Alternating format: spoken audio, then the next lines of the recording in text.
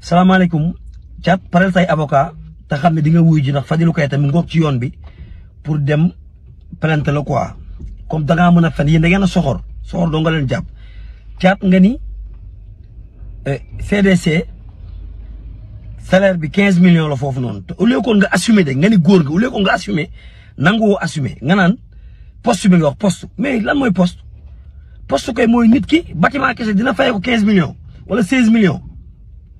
Fadilou Keita mooy fay 15 millions ma leen di yëgal ni CDC seen salaire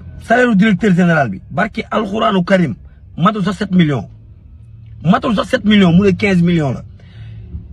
Thiat li ko metti mooy dafa génn fii mu ne Fadilou Keita dafa am ñu dàq wax ko ci réseau yi ba pare door a envoyé courrier Fadilou Keita pour Fadilou recevoir ko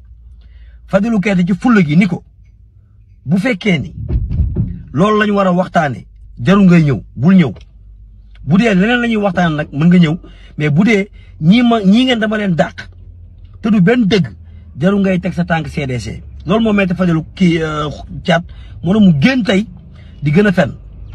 léegi nag comme da nga ni 15 millions la Fadilou di fayeeku ñi ma woo assumé nga naan poste bi lan mooy poste bâtiment kese dina fayeeku 15 millions yow koy assumé li nga wax rek mais jàppal ni Fadilou ngoog ci yoon bi pour dem porter la plainte quoi di nga wuy ji du da ngeen a mën a fen rek continuer leen.